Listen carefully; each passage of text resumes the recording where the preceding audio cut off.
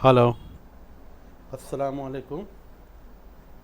आज हम 10वीं जमात की दरसी किताब के सफ़ा नंबर 34 पर सबक नंबर 7 मुज़फ़्फ़र हनफी से एक मुलाकात के ताल्लुक़ से बात करेंगे, जिसमें पहली बात है, आमतौर पर मुलाजिमत हासिल करने के लिए पहले इंटरव्यू देना होता है। इस लफ्ज़ के आम मायने आपसी गुफ्तगू है। इस किस्म के इंटरव्यू के ज़रिए अदारे और कंपनियां काबिल अशख़ास का इंतखाब करती हैं। ऐसे इंटरव्यू में मुलाजिमत की उम्मीदवार शख्स की आम मालूमात, अहलियत, ज़हनी इस्तिताअत और शख्सियत का अंदाज़ा लगाया जाता है। इंटरव्यू की एक और किस्म है जिसके ज़रिए किसी अहम शख्सियत के कारनामों का तारुफ हासिल करने के अलावा उसकी शख्सियत और अंदाज़ फ़िक्र से वाक़फ़ियत हासिल की जाती है। उसका ताल्लुक़ मुलाजिमत से नहीं होता। इस किस्म के इंटरव्यू से हमें किसी शख्स के ख़यालात, ज़हनी रुझानात और शख्सियत का अंदाज़ा होता है। इंटरनेट की सहूलत के सबब इंटरव्यू की कई किस्में वजूद में आई हैं। इंटरव्यू में समाजी, सियासी, अदबी, इल्मी और दीनी मौज़ूआत पर गुफ्तगू की जाती है। रिसाले वीडियो कॉन्फ्रेंसिंग और टेलीफ़ोन इंटरव्यू के अहम ज़राए हैं। बिलमुशाफ़ा गुफ्तगू के अलावा सवालनामे के ज़रिए भी इंटरव्यू किए जाते हैं।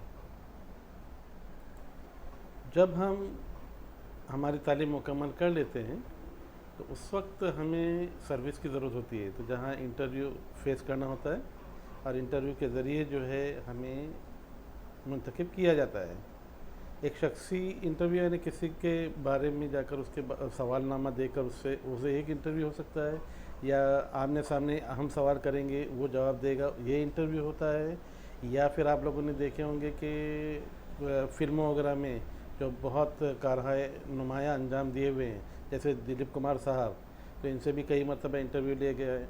या ऐसे ही कह सकते हैं रेखा जी, उनका भी इंटरव्यू लिया जाता है। तो ये बिलमुशाफ़ा कह सकते हैं, लेकिन वो शख्सी इंटरव्यू कहलाएगा। अब हम आते हैं जान पहचान पर। तो जान पहचान में मोहम्मद अबुल मुज़फ़्फ़र, जिनको मुज़फ़्फ़र हनफी के नाम से जाना जाता है, 1 अप्रैल सन 1936 ईस्वी को खंडवा मध्य प्रदेश में पैदा हुए। उन्होंने उर्दू में एमए और पीएचडी की डिग्रियां हासिल की, एलएलबी भी किया। मुज़फ़्फ़र हनफी शाद आरिफ़ी के आखिरी शागिर्द हैं।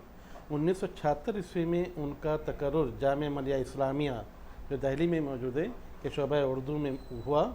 फिर 1989 ईस्वी में वो कलकत्ता यूनिवर्सिटी में इकबाल चेयर, प्रोफेसर और सदर शोबा उर्दू मुकर्रर हुए।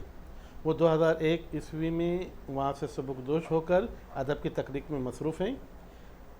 80 से ज़्यादा किताबों के मुसन्निफ़, मुरत्तब और मुतरजिम मुज़फ़्फ़र हनफी ने उर्दू के मुख्तलिफ़ असनाफ़ में तबाह आज़माई की।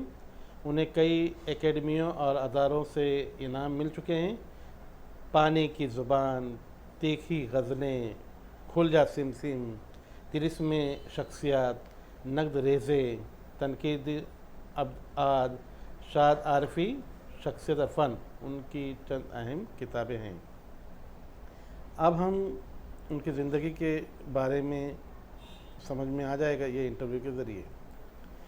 मुलाकाती अपनी ज़िंदगी के इब्तिदाई हालात से मुतालिक कुछ बताएं, तो उनका जवाब मुज़फ़्फ़र हनफी साहब दे रहे हैं। लेकिन इस इंटरव्यू में एक बात ख़ास है, वो ये कि जब भी वहाँ पर इस्तेमाल होगा मैं, तो मैं यानी मैं नहीं, मैं यानी वो मुसन्निफ़ जो मुज़फ़्फ़र हनफी है वो जवाब दे रहे हैं।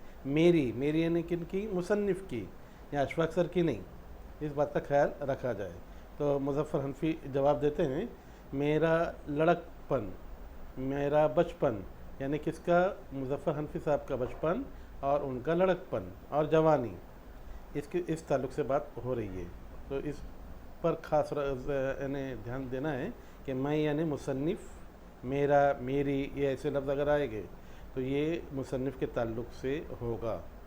तो एक दफ़ा और सवाल मुलाकाती का सवाल है, अपनी ज़िंदगी के इब्तिदाई हालात से मुतालिक कुछ बताया। मुज़फ़्फ़र हनफी साहब जवाब दे रहे हैं, मेरा बचपन, लड़कपन और जवानी सभी गुरबत व इफ़लास اور سماجی بے انصافیوں کا مقابلہ کرتے ہوئے گزرے ہیں۔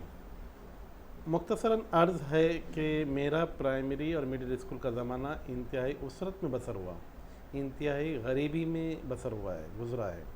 والد صاحب کھنڈوا میں پرائمری اسکول کے ٹیچر تھے، والدہ 3 بیٹیوں اور 1 بیٹے کے ساتھ آبائی وطن ہسوا فتح پور میں رہنے پر مصیر تھی یعنی بضد تھی۔ کھنڈوا سے 10 روپے کا منی آرڈر ہر مہینے آتا تھا، جس میں ہم 5 نفر یعنی 5 اشخاص مہینے بھر تنگی ترشی میں بسر کرتے تھے۔ وہ زمانہ افلاس کا تھا، وہ زمانہ غریبی کے تھا، اور جدھر پیمنٹ بہت کم ملتی تھی، اور منی آرڈر یہ پوسٹ سے آتا تھا، پوسٹ آفس میں جمع کر کے پھر وہ 4 دن 8 دن کے بعد وہ مل جاتا تھا۔ اسے کہیں گے وہ جو پوسٹ مین لے کر آتا ہے اسے منی آرڈر۔ اب منی آرڈر یہ انگلش ورڈ ہے، انگریزی۔ یہاں اس سبق میں آپ کو کئی جگہ پر انگریزی الفاظ ملیں گے، جس کو آپ کو ڈھونڈنا ہے، یا جب پڑھوں گا تو وہاں پر دھیان دینا ہے کہ یہ انگلش ورڈ ہے، اس بات کا خیال رکھیں۔ اس افلاس کے زمانے میں مڈل اسکول یہ بھی انگلش ورڈ ہے کہ امتحان میں بورڈ کے 25 ممتاز طلباء کی فہرست میں میرا نام بھی تیسرے مقام پر تھا۔ دیکھو یہاں بورڈ یہ انگلش ورڈ ہے۔ اس دوران والد صاحب ملازمت سے سبکدوش ہو گئے یعنی ریٹائر ہو گئے۔ میں 1952 عیسوی میں کانپور چلا گیا، جہاں بہت تکلیفیں جھیل کر 2 برس تک ملازمت کی تلاش میں بھٹکنے اور ناکام رہنے کے بعد بھوپال میں مڈل اسکول ٹیچر کی ملازمت ملی۔ تقرر دور دراز کے جنگلی اور دلدلی علاقے میں ہوا۔ متعصب یعنی تعصب پسند لوگ، متعصب اور تنگ نظر افسروں کی زیادتیوں کے خلاف احتجاجاً 3 برس بعد میں نے استعفیٰ دے دیا۔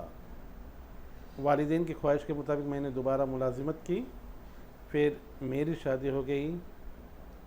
14 برس تک محکمہ جنگلات میں کلرک رہ کر ایم اے LLB اور PhD کی ڈگریاں حاصل کی۔ قلیل تنخواہ میں والدین اور بہنوں کی کفالت کے ساتھ اپنے بیوی بچوں کی پرورش کے لیے خاصے پاپڑ بیلنے پڑے، یعنی خاصی مصیبت کا سامنا کرنا پڑا، پریشانی کا سامنا کرنا پڑا۔ ملاقاتی، آپ نے رسائل کے لیے کب لکھنا شروع کیا؟ آپ کی ابتدائی تخلیقات کہاں شائع ہوئی؟ مظفر حنفی صاحب جواب دیتے ہیں، کہانیاں اور داستانیں پڑھنے کا میرا شوق لڑکپن ہی میں جنون کی حد تک پہنچ گیا تھا۔ 13 برس کی عمر میں عین امتحان کے زمانے میں والد مرحوم نے طلسم ہوش رباب پڑھتے ہوئے مجھے پکڑ لیا۔ ان کے والد محترم جو مرحوم ہے ابھی، تو انہیں جو ہے مصنف کو ایک کتاب پڑھتے ہوئے پکڑ لیا تھا، خاصی سرزنش کی، یعنی بہت ڈانٹا، بہت سخت، یعنی غصہ ہوئے، اور یہ بھی کہا کہ ایسا ہی شوق ہے تو پڑھ لکھ کر اس لائق بنو کہ تمہاری تحریریں دوسرے پڑھیں۔ یہ بڑا اچھا جملہ ہے، یعنی اسی کو پکڑ کر مظفر حنفی کا ٹرننگ پوائنٹ زندگی کا ہوا۔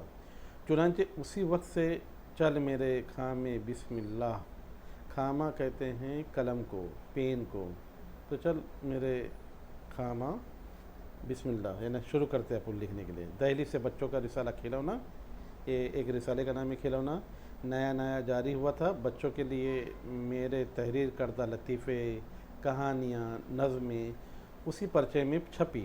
پھر فلواری یہ دہلی سے شائع ہوتی، ٹافی کلیاں یہ لکھنؤ سے شائع ہوتے ہیں، دوست کراچی سے شائع ہوتے ہیں، اور ہند و پاک کے دوسرے بچوں کے رسالوں کے لیے میں نے خوب لکھا۔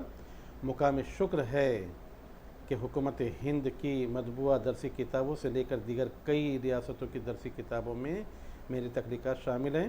میں اب بھی بچوں کے لیے نظمیں وغیرہ لکھتا رہتا ہوں۔ ملاقاتی، بچوں کے ادب میں کون سی خصوصیت ضروری ہے؟ مظفر حنفی، ہم اپنے بچوں کو جادوگروں، پریوں اور آصبوں کی کہانیاں بہت سنا چکے۔ آج کے بچوں میں بھی کچھ یقیناً ایسے ہوں گے جنہیں جادوئی کہانیاں پسند ہوگی۔ ہندوستان کی تقریباً ہر زبان میں ایسی تخلیقات پہلے ہی سے موجود ہیں۔ آج بچوں کا ادب تخلیق کرنے والوں کو اپنے موضوعات اپنے آس پاس کی زندگی کے مختلف گوشوں سے منتخب کرنے ہوں گے، جن میں میرے بیان کردہ مسائل या उनसे मिलते जुलते हज़ारों दूसरे मसाइल शामिल हैं। मैं नहीं समझता कि मौजूदा हिंदुस्तान का बच्चा जो पिछली सदी के बच्चों से कहीं ज़्यादा ज़हीन और बाशऊर है, महज कोहे काफ और तिलिस्माती कहानियों ही से दिलचस्पी रखता हो। मुलाकाती, अगर ऐसा है तो आपके ख्याल में आजकल के बच्चों के लिए किस किस्म के मौज़ूआत पर बच्चों का अदब लिखा जाना चाहिए? मुज़फ़्फ़र हनफी। गुज़िश्ता बरसों में राकेश शर्मा की खलाई मुहिम में बच्चों ने जिस गहरी दिलचस्पी का मुज़ाहरा किया, वही मेरे ख्याल का मुँह बोलता जवाब है कि आज बच्चे मसनवी सैयारों, रोबोट, कंप्यूटर और पनडुब्बियों को वही दर्जा देते हैं जो कल माजी में देवियों और परियों को हासिल था। आज के बच्चे का कोहे काफ खला है, यानी स्पेस है, और परिस्तान अंटार्कटिका है। कोई भी मौजू, ख्वाह वो समाजी बुराइयों से ताल्लुक़ रखता हो या कोई पैमाई से, वो साइंसी मुहिम हो या जंगजोई, बजाते खुद दिलचस्प नहीं हुआ करता। उसे दिलचस्प बनाना है, उसे दिलचस्प बनाता है हमारा बर्ताव और सलीका। अलबत्ता मकसदी कहानियाँ लिखते हुए हमें उन नुक्तों को ज़रूर मलूज़ रखना होगा कि बच्चा बराह रास्त अखलाकियात और पिंद और नसीहत का दर्स सुनना पसंद नहीं करता।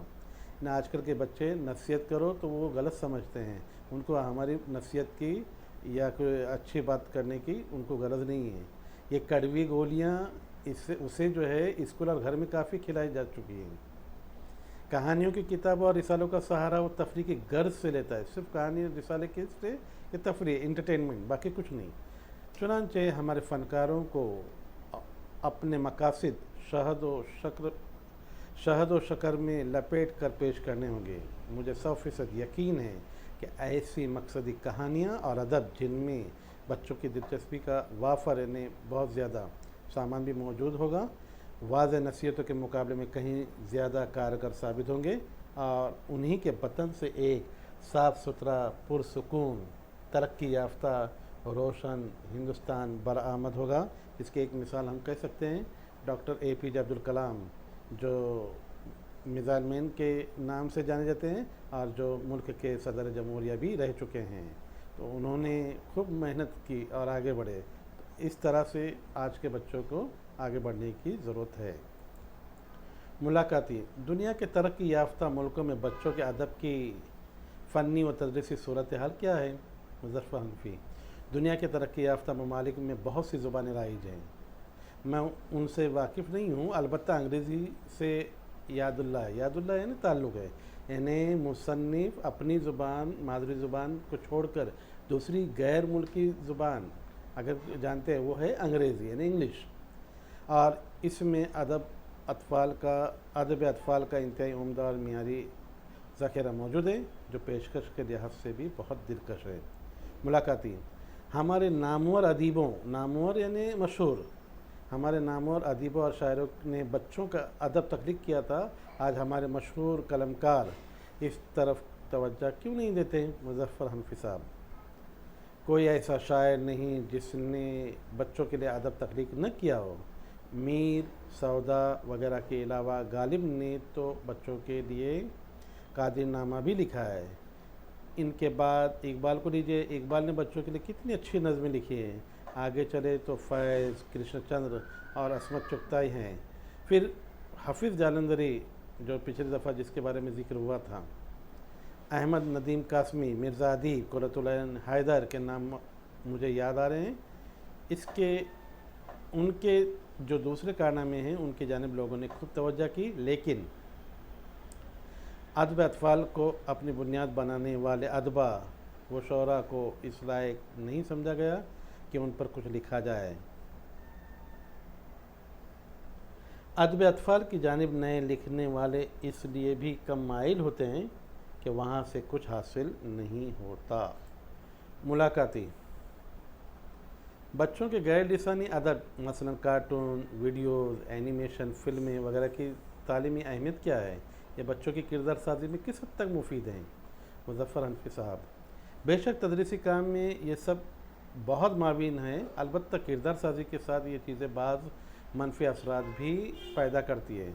بچہ اکثر کامکس کے بہت عادی ہو جاتے ہیں، اس طرح پڑھنے لکھنے کا انہیں وقت نہیں ملتا اور صحت پر بھی برا اثر پڑتا ہے، اس لیے ان کے دیکھنے یا پڑھنے میں توازن ضروری ہے۔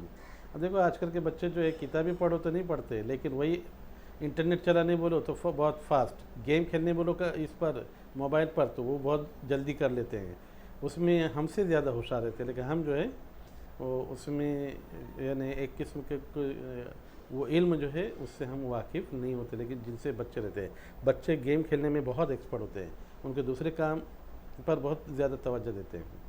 ملاقاتی ٹیلی ویژن اور موبائل فون کو ادب کے لیے ایک چیلنج تصور کیا جا رہا ہے، لوگ اور خاص طور پر طلباء کتابوں سے دور ہوتے جا رہے ہیں، ان کے متعلق آپ کی کیا رائے ہے مظفر حنفی صاحب؟ ٹیلی ویژن اور موبائل فون وغیرہ صرف ادب کے لیے ہی نہیں، پورے پرنٹ میڈیا کے لیے چیلنج بنے ہوئے ہیں۔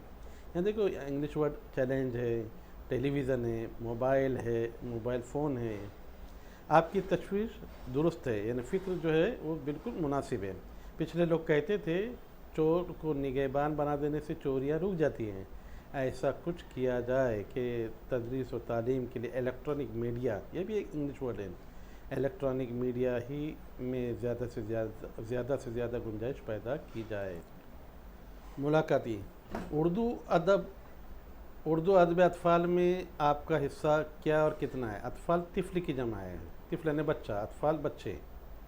مظفر حنفی نثر میں کہانیوں کے میرے 3 مجموعے، نیلا ہیرا، بندروں کا مشاعرہ، حلوہ چور، بچوں کی نظموں کے 6 مجموعے، کھیل کھیل میں، نرسری کے گیت، چٹکارے، مزیدار نظمیں، بچوں کے لیے بول میری مینا شائع ہو چکے ہیں۔ ملاقاتیں بچوں کے ادب کی ترقی کے لیے کون سے اقدامات ضروری ہیں؟ یہاں اقدامات قدم کی جمع۔ مظفر حنفی بچوں کے لیے لکھتے وقت مصنف کو خود بچہ بن جانا چاہیے، یعنی بچوں کی نفسیات سے اس کا بخوبی واقف ہونا ضروری ہے۔ یہ بات سچ ہے کہ اگر ہم بچے میں جا رہے ہیں تو بچہ بن کے رہے، بوڑھے میں یعنی بزرگوں کے ساتھ ہے تو بزرگ بنے، تو یہ ایک روانی رہے گی تعلق میں اور ایک اچھا ربط رہے گا ایک دوسرے سے، یہ بہت ضروری ہے سمجھنا۔ مصنف کا مطالعہ یعنی اسٹڈی، مشاہدہ یعنی آبزرویشن اور تجربہ یعنی ایکسپیرینس بھی وسیع اور متنوع ہو۔ وہ تحریر میں بچوں کی دلچسپی کا وافر مواد مہیا کرے، یعنی بہت زیادہ اس میں کثیر تعداد میں مواد رہے، مٹیریل رہے۔ ظرافت سے بھرپور کام لیں، قدیم لوگ کہانیوں اور داستانوں کو دور حاضر کی سائنسی ایجادات سے آمیز کر کے یعنی ملا کر ادب تخلیق کیا جائے تو کارآمد نتائج برآمد ہوں گے۔ نتیجے کی جمع۔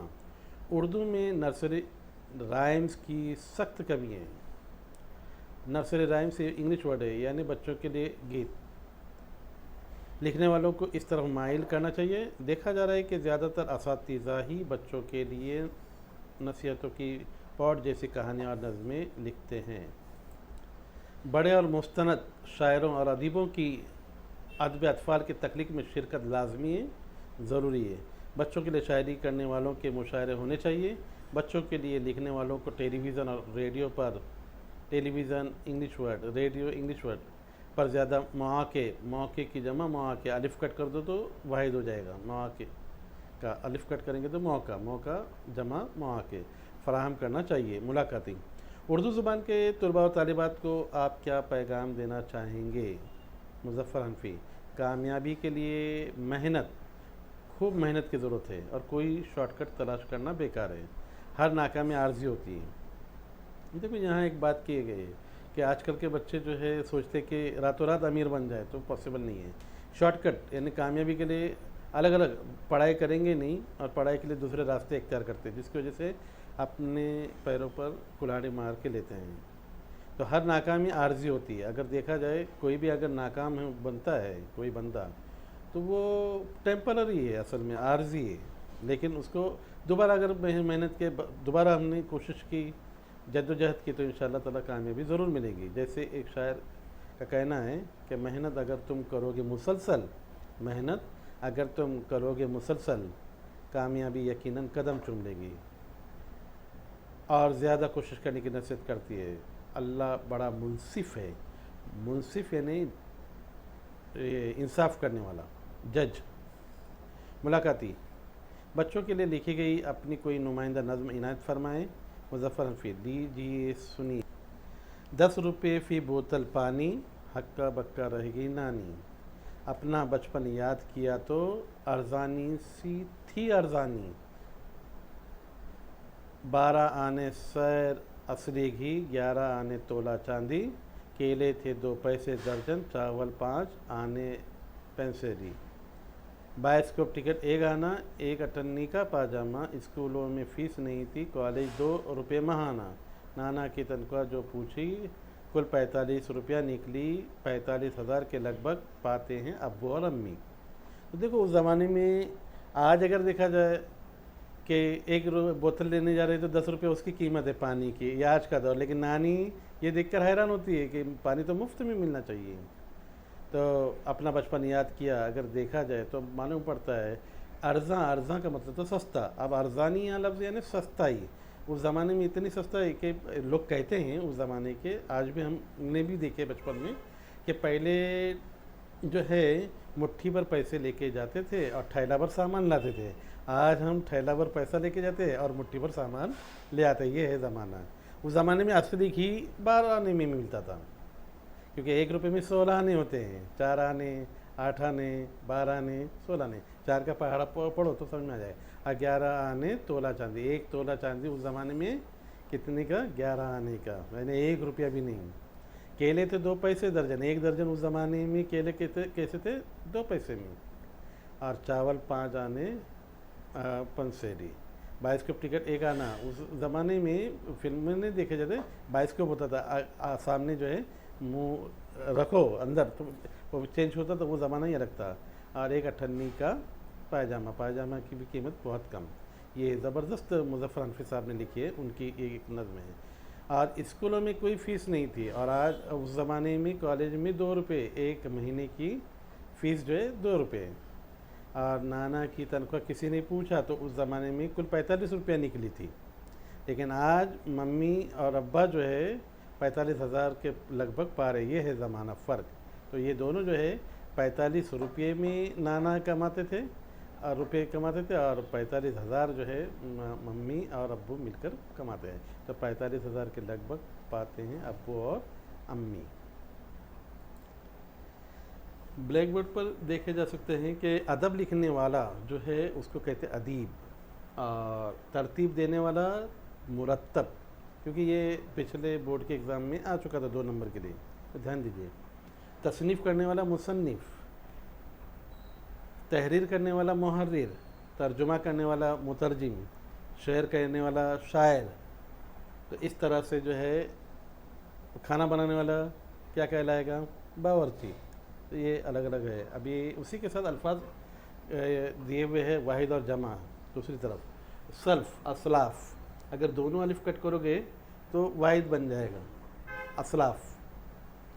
फ़िक्र, अफ़कार, दोनों अलिफ कट करो अफ़कार का तो फ़िक्र हो जाएगा। तिफ़्ल, अतफ़ाल, दोनों अलिफ कट करो तो अतफ़ाल की वाहिद हो जाएगी तिफ़्ल। ज़िक्र, अस्कार, अस्कार जमा है उसकी वाहिद करना है, दोनों अलिफ कट करो तो ज़िक्र। खल्क़, अखलाक, अखलाक के दोनों अलिफ कट करो तो वाहिद बन जाएगा खल्क़। शफ़क़, उसकी जमा है अशफ़ाक़, अशफ़ाक़ के 2 अलिफ कट कर दो तो वाहिद बन जाएगी शफ़क़। इस तरह से ध्यान देना है, तवज्जो देना है। बहुत सारे बनाने ऐसे 2 अलिफ कट करके, जैसे शजर, अशजार, जैसे समर, असमार। तो ये आपको करना है। इस तरह से आगे बढ़ना है। पढ़ते रहिए, आगे बढ़ते रहिए।